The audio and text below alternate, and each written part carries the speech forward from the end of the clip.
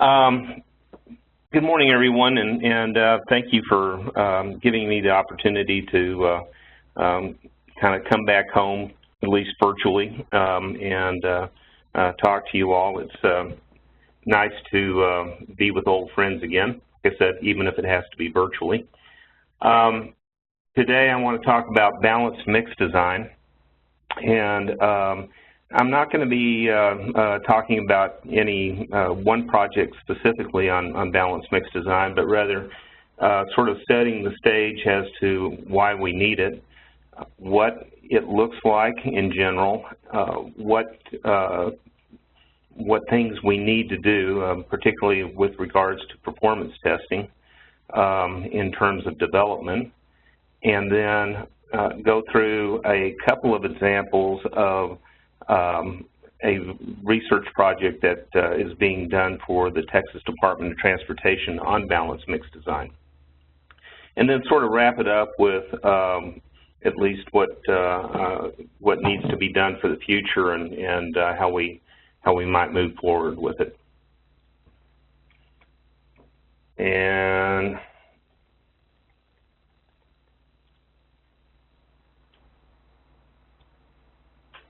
there we go. Okay, so we'll start out with a brief quiz. Today's this is part one of it, and the question is where is this activity taking place that you see on your screen? You can see that things look very muddy, and the fact is that the scraper can't move through the site without a bulldozer pushing it. And then, so the answer to the first question is Min Road, actually. That's what it looked like at one time. And in fact, I even have one picture that was not quite as good quality, but basically showed the 40-foot excavation that they went through to remove the peat bog that was there. And so they're doing that. This is the beginning of the peat removal there. That was something that was a bit of a surprise when we initially started into the construction on Min Road. They knew that there was a peat formation there. The fact that it was so extensive was something that wasn't known. But the 10-point bonus question here is, what year was it? And so you take a look. Don't judge by the quality of the photograph. It is, after all, a couple of decades old. But the answer to that question is actually 1990, and that was when construction started on it. Of course, it was completed in 1994. So, on with balanced mix design. The reason why we need balanced mix design is because things have changed for us, and we are still kind of doing things the way that we would if things had not changed. And so I'm going basically from the year 1901 to the year 2000. Things didn't change drastically in that time period, although construction techniques improved over time. Our understanding of the materials improved, and we did have some developments in mix design, but basically during the last century, all the asphalt that we dealt with was unmodified asphalt. In the 1970s, the oil embargo basically prompted us to look at recycling seriously, as the price of oil, at least at that time, was way high, and in fact they were rationing gasoline and other petroleum products. And so from the 1970s, when we started doing recycling, the idea kind of caught on that, hey, this is a good way of being environmentally friendly and maybe saving some money. So let's go ahead and introduce some RAP as we produce our mixtures. And we got good high-quality mixes out of it. And all those mixes were pretty much dense graded. There were some occasional open graded friction courses, and the use of SMA mixes kind of came along in the 1990s. Marshall and Beam were sort of the stalwart mix design methods at the time, and the Marshall method was actually developed in the late 1930s. Beam came along probably about the same time. Over time, people kind of gathered the idea that maybe there were better ways of doing mix design, so SuperPave was developed, and that gave us a new type of compactor. But even though we moved to a new type of compactor, we kept the idea of the volumetrics mix design in place. And what we did was we had a formula which basically said that, well, if you get all of your aggregate specific gravities right and sort of the right amount of space in between the aggregate particles, then if you compact that to about 4% air voids, that is going to be the condition that you're going to expect the roadway to be in within about 5 years after construction. In other words, you would build the road and traffic would compact the mix down to where it had essentially 4% air voids in it. And interestingly enough, that was not challenged a whole lot during the time that the Beam and Marshall mix designs were popular, and it was something that we allowed to continue in the SuperPave era. And it was actually some work that was done at Menroad, which basically showed that nothing ends up at 4% air voids when you put it into a roadway. At most, you get a very minor amount of compaction, maybe 1%, certainly 2% was sort of on the higher end, but you never compacted it all the way down to 4% air voids. So that sort of left us with something that worked during that period of time, but it really didn't have a lot of rationale behind it. And so things have changed in the 21st century. We have the PG system of asphalt grading sort of coming on in full swing. Refineries changed, and I'll qualify that by saying refineries have always changed. Asphalt did get very expensive toward the year 2008, thereabouts. Actually, it started somewhat before that if you look at the trends, probably more about like 2006.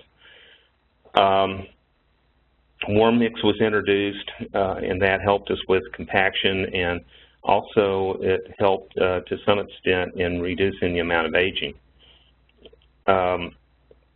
Rehab was introduced to make, well, it's so that asphalts can meet the low temperature PG grading. And actually that is something that predates SuperPave, but talk about that in a minute.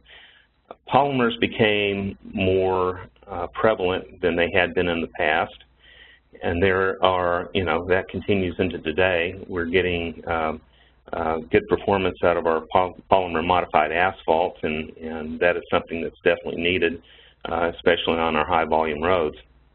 We saw more RAP and RAS being introduced, high volumes of RAP, but again, we weren't really changing the way we did mix design a great deal. We've also seen mixes move to a smaller nominal maximum aggregate size, especially in the surface, since we know that there are a lot of advantages, both in terms of performance by sealing off voids and making a more impermeable surface, as well as doing things like reducing the amount of noise that's generated by the pavement, tire-pavement interaction. SMAs, as I said earlier, came online in the 1990s, but they gained a little more momentum in the 2000s. just talk about refinery changes for a minute. Back in the 1980s, during the first oil crisis, there was a widely held speculation that the refineries were taking all the sticky out of asphalt. And while it was true that more crude products were being produced out of the crude bottoms, it was these products, these higher priced products, where a lot of our benefit came from. And so things like the ROSE process of refining crude oil, ROSE standing for residuum oil supercritical extraction, and the diagram down here on the bottom shows the process.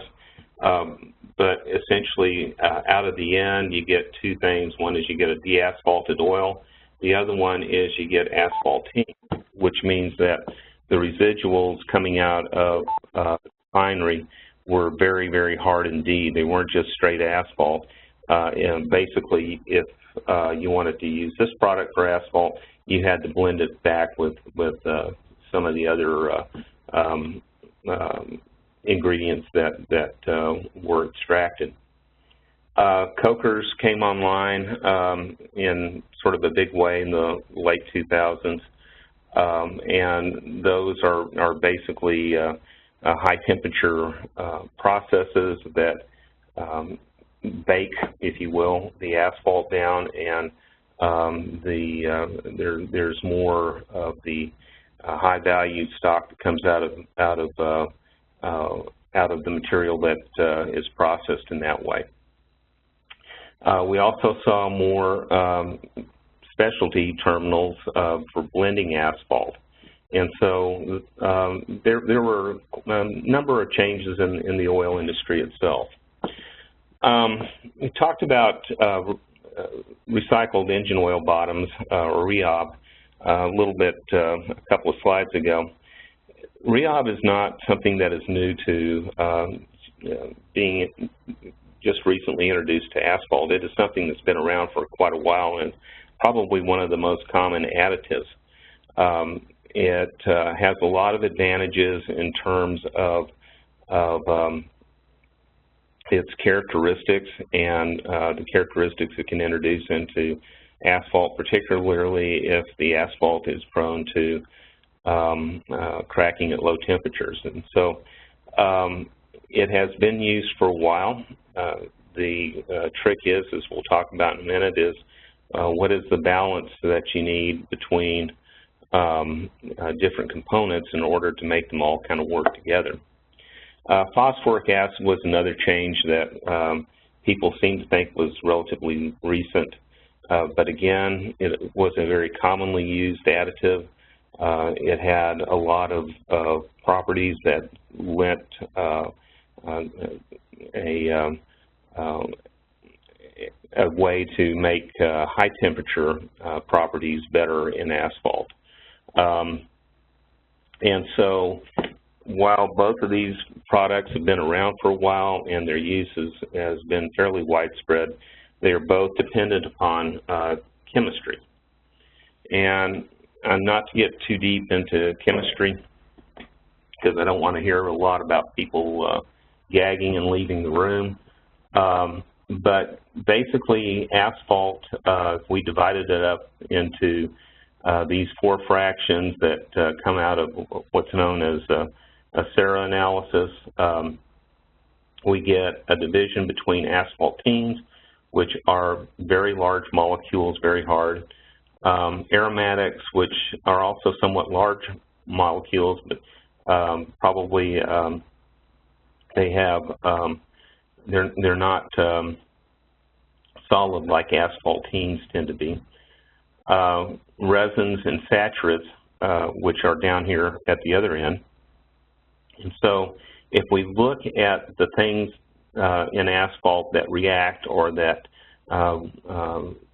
react to oxidation most, it's probably the aromatics and the asphaltenes. And this can be looked at over with time. basically, as asphalt hardens, you get more of the aromatic fraction going into or becoming more like the asphaltenes. The stuff down on the lower end, the saturates especially, those don't change a whole lot with time. And so there's a kind of a balance here as you go from things that in terms of chemistry have a relatively low molecular weight to things that have a very high molecular weight. And you need to have sort of a balance between all these four fractions in order for asphalt to work well. And indeed, if you kind of take out the stuff here in the middle and you just have saturates and asphaltenes, what you wind up with is sort of a gooey mess that you may pass all the PG grading requirements, but in the end, it won't have the aging properties that you need to have, and it won't have the cohesion that you need. And so you need to have, sort of like I said, a balance between these four components. Now, I'm saying all this in the sense that one of the things that we don't particularly like to deal with in pavement technology are chemical specifications, and I would be the last to suggest that we go there. What I am saying, though, is that we need a way to make sure that what we have in terms of a finished product for the mix represents its tendency to rut and crack. And rather than trying to specify the chemistry, what we ought to be doing is specifying properties. And then we have RAP and RAS. And RAP and RAS are important to the industry. They're important to our society. There are places in the U.S. where the stockpiles of RAP are so high because such a low amount is allowed for use that it's being wasted in some instances as just being used as aggregate. And so RAP and RAS are important to both the environment and to the economic considerations for asphalt. And the importance to the environment, obviously, is that if we use more RAP, we lower things like greenhouse gases. If we use more RAS, we lower greenhouse gases. And one thing that while we do say all this, one of the things we need to point out is the fact that construction on the whole is a very small amount of the carbon emissions for transportation as a whole. And you can see there that 1,600 million tons of CO2 is what's generated for all transportation-related activities, and about 82 million tons is for pavements alone.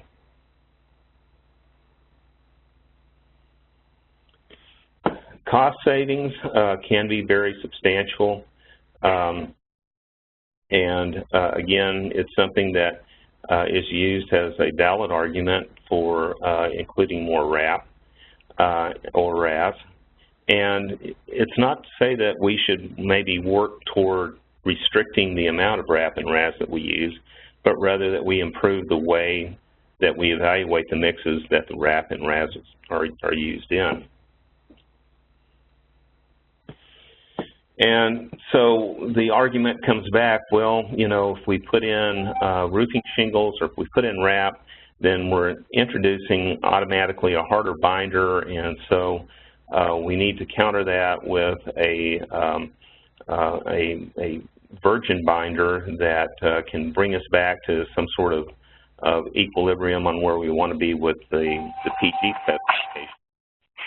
And so this graph, which was put together by my co-author, Fujizo, has sort of a gradient here going from virgin asphalt here on the left side, which you can see that for PG70 you can have things that kind of bounce around here between 70 and maybe 75 or so,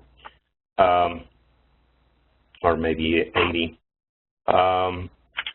You can have wrap, and extracted wrap basically can have a PG, or at least in these three cases, that averaged about 91. Again, it kind of goes from the mid to high 80s up to maybe 100 or so in terms of a high temperature PG. Manufactured waste asphalt shingles. Here, for these four sources, the average was about a PG of 131. And we can see again that kind of bounces around depending upon the source. And then when we start talking about tear-off shingles, we're talking about things that have a high temperature PG grade in excess of 150. So it's all well and good to talk about restricting these, and but is that really the goal? I think the goal is to get a high-performing mix. And if you can do that with these materials, then you're saving money and you're doing the right thing by the environment. The question becomes one of how much benefit do you get out of blending a virgin asphalt or a rejuvenator with an aged asphalt. And of course, the argument is always made that, and rightfully so, that 100% blending is something that never occurs. Well, okay, and so as a default, oftentimes we fall back on wrap saying, well, let's say we get 70% blending. But we say that without really a whole lot of science to back it up, because we oftentimes, well, we lack the means of really evaluating that during the construction process. So we have a lot of things that have changed over the years, and the question is does it make sense to keep volumetric design when all these changes occurred and volumetric mix design was essentially developed for dense graded mixes with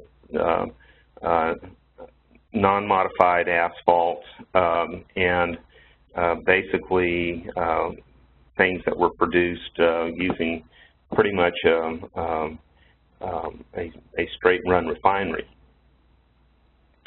And I think the answer has to come back that we need to do better, that we need to make better use of our materials, and we need to make more rational decisions on how we come up with our mixtures on the basis of how those mixtures are expected to perform. And so we do this with the balanced mix design, and one of the examples that I'm going to show you, well, actually the example I am going to show you is one that's used by Texas, which I'm using, again, not as necessarily a complete endorsement for everybody, but this is an approach that I think might serve people well. You would set the maximum asphalt content by compacting to 98% density and at the design number of gyrations. Then the maximum asphalt content beyond that would be set by the rutting test, and that must be less than the 98% density that you're trying to avoid so that we don't get flushing. And then the minimum asphalt content would be set by a cracking test and what it would take to pass that particular test. And so the optimum would be somewhere between the maximum asphalt content set by rutting test and the minimum set by cracking test. Another approach to this, not to say that just coming up with an optimum between those two is always the way you need to go. The other approach to this is to set the design asphalt content as being that the maximum asphalt content set by the rutting test. So that's another way people have handled it. And just graphically what this looks like is if we have our 98% requirement on density and we compact mixes at various asphalt contents, the asphalt content where the 98% density would occur would establish the maximum level of asphalt that you would allow so that you wouldn't get flushing. The Hamburg, in this case, rutting test is used, the criteria being 1/2 inch of rutting at 20,000 cycles. And again, you would compact the mix at 3 different asphalt contents, and that one, which corresponds to 1/2 inch rutting, would set the maximum asphalt content. You'll notice right away that the Hamburg maximum asphalt content in this case is about 5.1%. For the 98% density, the maximum asphalt content is 5.4%. So in this case, the Hamburg is less than the 98% density requirement.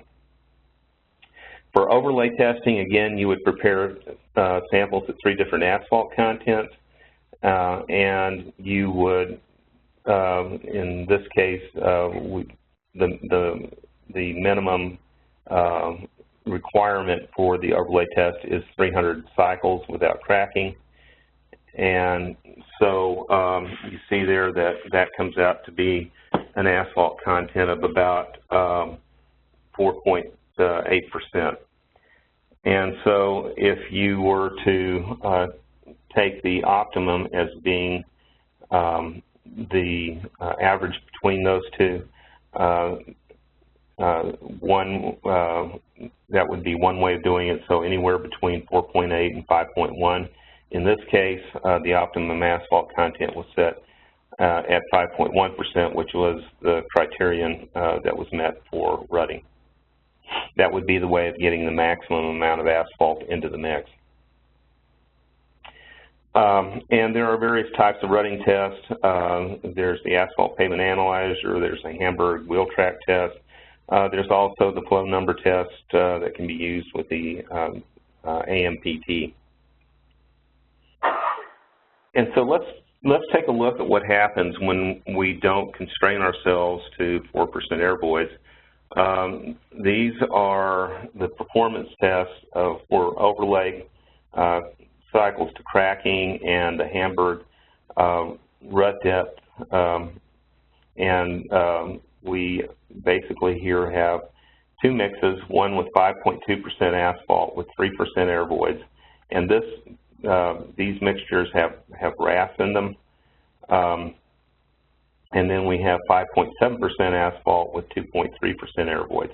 And so by not having to really constrain ourselves to the 4% air voids, what we see is that the cracking is substantially improved with an extra 0.5% of asphalt for both the tear-off and the manufactured waste. Now, the manufactured waste obviously had much better performance than the tear-off, so again, that would need to be considered, and the criterion for performance testing is something that we need to fix for all mixes, not just according to what type of material or recycled material they contain. The Hamburg rut depth, this is the number of passes for 1,000 at 1,000, this is the rut depth at 1,000 passes. You can see that the 12.5% or the 12.5 millimeters of rutting that or 1 inch of rutting that we would normally have for Texas mixes can be met by the tear-off shingles with the lower air voids. It's exceeded a little bit by the manufactured waste shingles. So in this case, we might want to reduce the amount of asphalt to bring it back down to 12.5%.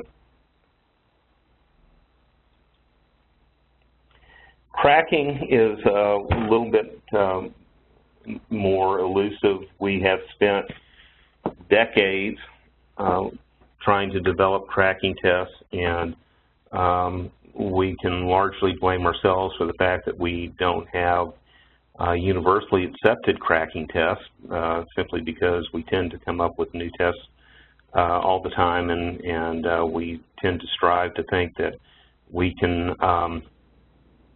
somehow predict the performance of the pavement simply from a cracking test, but there are so many other variables that affect the performance that really what we need is we need tests that are relatively simple to run, but yet can distinguish behavior between a brittle and a ductile mixture. And if we take a look at the types of cracking tests that are out there, we have monotonic tests, which are basically a one and done, where we push the material to failure under one application of load. We have repeated load types of tests, such as the overlay test, where take a relatively few number of cycles, if you will, and at fairly high strains, and crack the material. There are fatigue tests, which are much lower strain and much higher number of cycles. There are both beam tests and cylindrical tests that are used for those. And one of the things that we need to look at when we're selecting test methods is the variability. And we see that as the number of cycles increase for these various tests, the variability tends to increase as well. And so while the cyclic type tests might be more realistic in terms of how they mimic what happens in the field, the variability in the test itself sometimes will tend to mask important behaviors. So everything is sort of a trade-off, and in the end, I think what people are really striving for is whether or not they have a test that can distinguish between brittle and ductile types of behavior.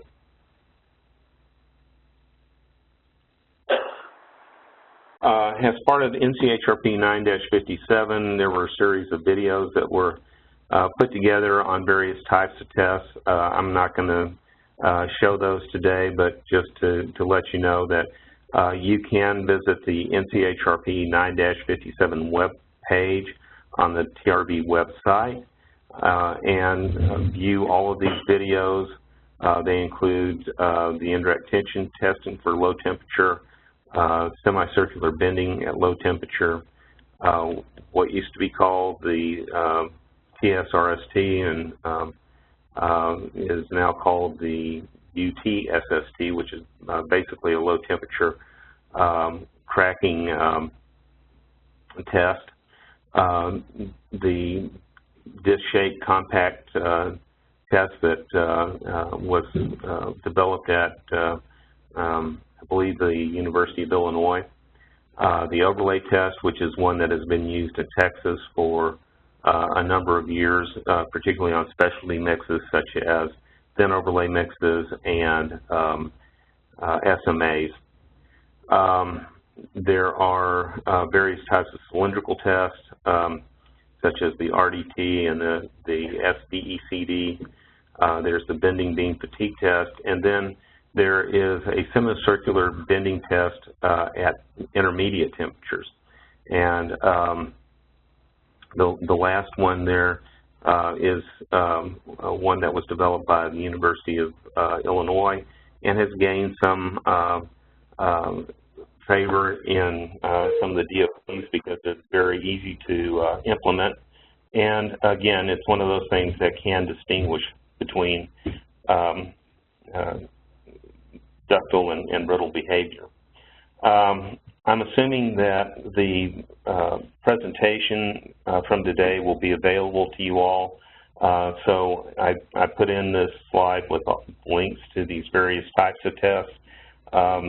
They don't include the Illinois intermediate temperature test, as that came along after this part of NCHRP 9-57 was complete. But let's talk for a minute about what's measured with these various types of tests, cracking tests. We have the disc shaped compact tension test and the semicircular bending test at low temperatures, and basically these sort of focus on the fracture energy, and the fracture energy basically is the area under the curve from on a load versus crack opening graph, where when the load hits its peak, the area under this part of the curve is the fracture energy. The bending beam fatigue and the overlay test are relatively simple to understand in terms of what you get for an output. It is simply the number of cycles that it takes for the specimen to break. And the longer the number of cycles, the better the behavior. The indirect tension test basically has two parameters. This is for low temperature testing. One is the ultimate stress in terms of the tensile strength on stress versus strain graph, and the other one is pre-compliance with time, which basically shows how the change in strain basically affects the fracture of the material. Again, I won't go through all the tests, just some of those that have particular interest, especially to MnDOT. One, the disc compact tension test. This is one that was developed specifically for low temperature cracking. The measure of crack resistance is the fracture energy. It's a relatively simple test to run. Training is not real extensive. However, the sample preparation requires some precision in terms of making the notch here in the specimen and also drilling the holes for the loading head, or the loading bars, I should say. The instrumentation is relatively quick. It's just a simple gauge that measures the opening of the crack mouth. It's quick, and the analysis is again fairly simple. The higher the fracture energy, the better the performance. It has relatively low variability, and it has been correlated to thermal cracking at Menrode. And the cost of it is about $50,000 or so. And so it is being reviewed by various states for possible adoption. The semicircular bend test has, as we were talking about earlier, has two versions. One is a low temperature test that was developed at the University of Minnesota. The other one is a intermediate temperature test, which was developed at the University of Illinois. And so the low temperature version of this obviously is probably more aimed at climates like what you would have in the northern part of the U.S. And again, fracture energy is the thing that is measured here. That's not true for the intermediate temperature test. Here, this one actually has an index that goes with it that accounts for behavior on as the slope is going down. Come back over here. The cold temperature version of this just takes into account the behavior up to the peak. The intermediate temperature version of this test accounts for this post-peak strain that you see here, where the crack hasn't completely, or the material hasn't completely failed. And the desire to capture this part of the curve's behavior is basically centered around trying to figure how much ductility the material has in it. That doesn't always necessarily show up when you look exclusively at the peak.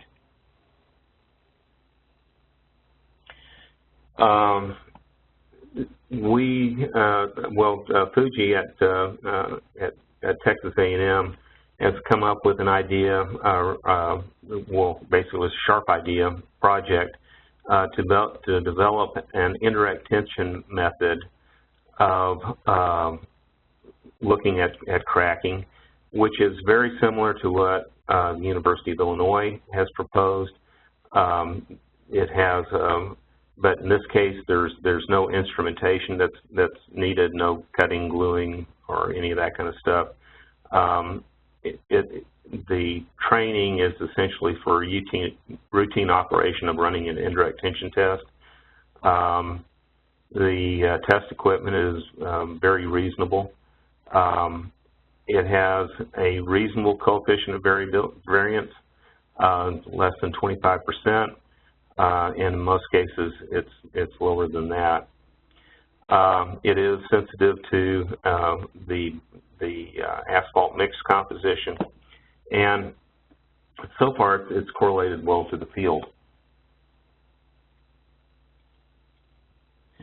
And in this case, what we're doing is essentially the same sort of thing that is being done, like I said, with the intermediate temperature SCD test. We're looking at force versus displacement.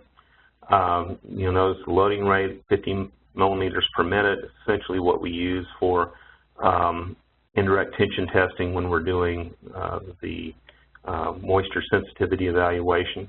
The test temperature is 25 degrees C, or room temperature.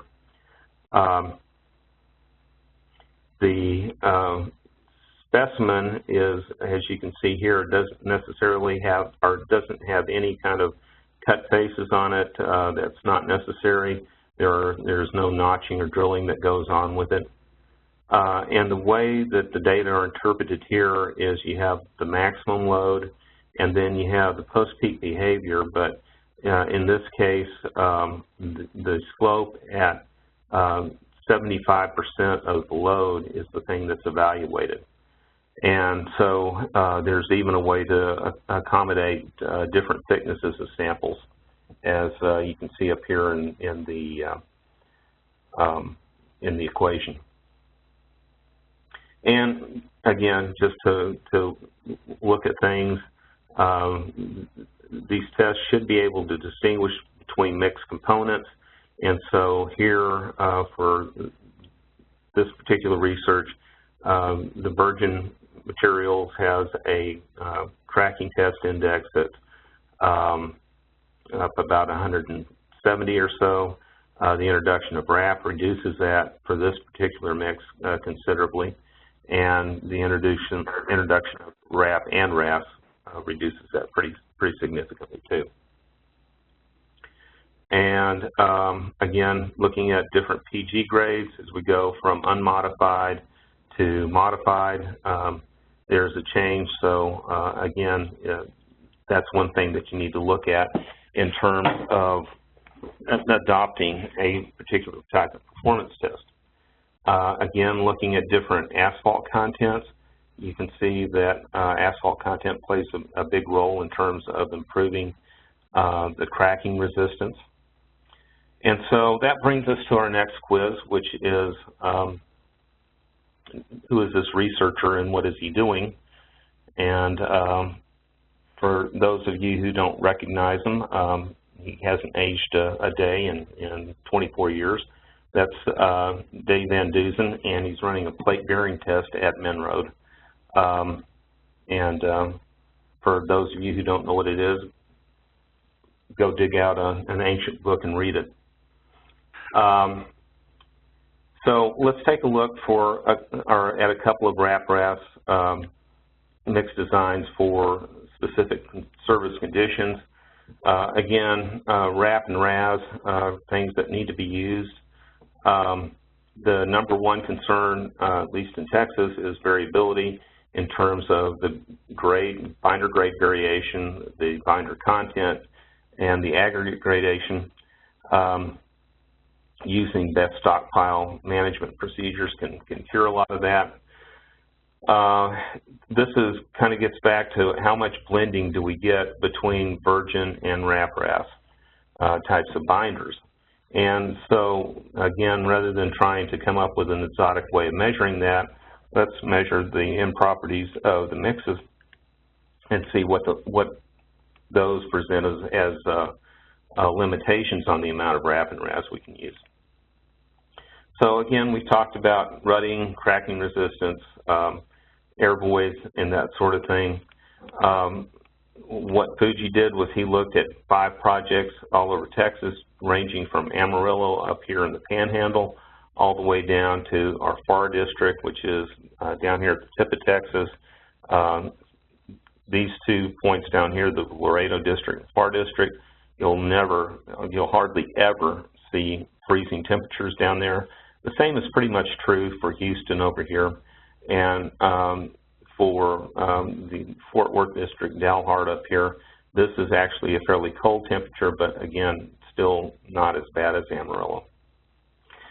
These all had RAP contents. Amarillo had RAP contents going from 0 to 35%, as did so that site and this site both had RAP contents going from 0 to 35%. Laredo had 20% RAP. Houston had 15% RAP and 5% RAS. And the Fort Worth district, this was an asphalt overlay of a concrete pavement. One of the things to note here is that the RAP is not necessarily a limitation. If we go and look at the Amarillo project, the 0 and 20% RAP mixes were designed using TxDOT's typical volumetric approach. You'll notice the overlay cycles were not very good.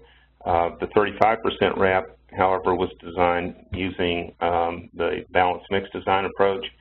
You'll notice that the 35% RAP mixture had about half of the cracking of the 0 and 20%, simply because it was a balanced mix design, and this was after 3 years. The FAR district, the Laredo district, and Houston, you'll notice that the overlay test did not perform particularly well for any of these, but because there isn't a great deal of freezing down there, there wasn't any cracking either, and so these pavements all wound up in good condition after about 3 years.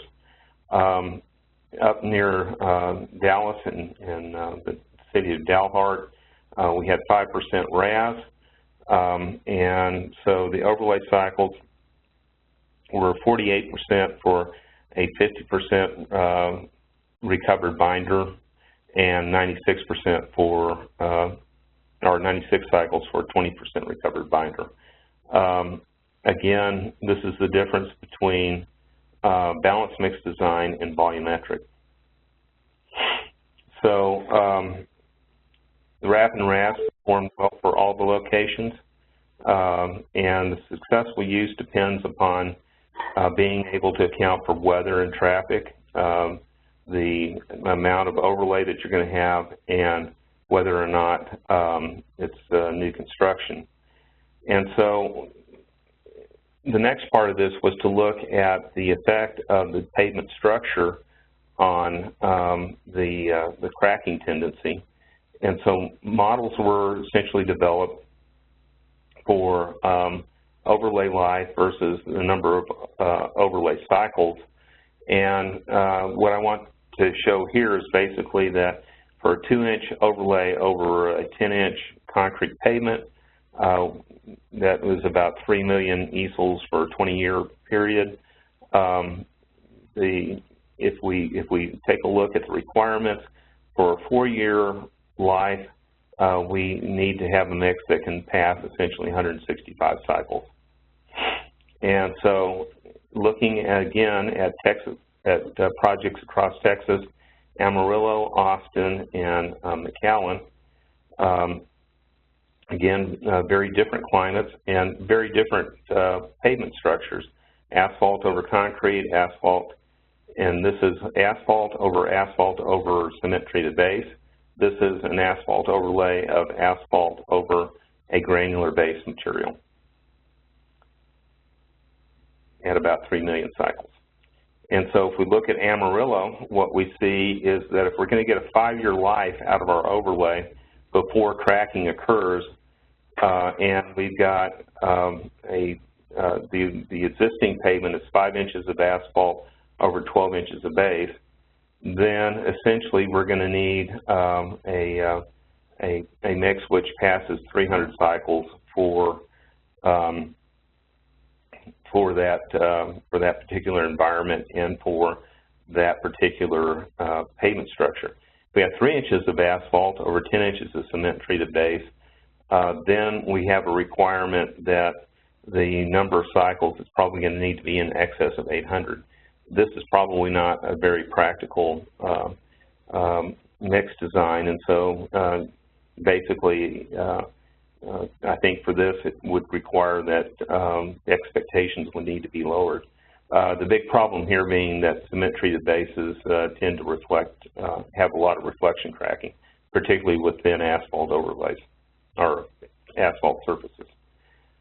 This is Austin, and again, you can see that for thick asphalt over a flexible base, you need about 100 cycles. For 3 inches of asphalt over 10 inches of CTB, about 150 cycles.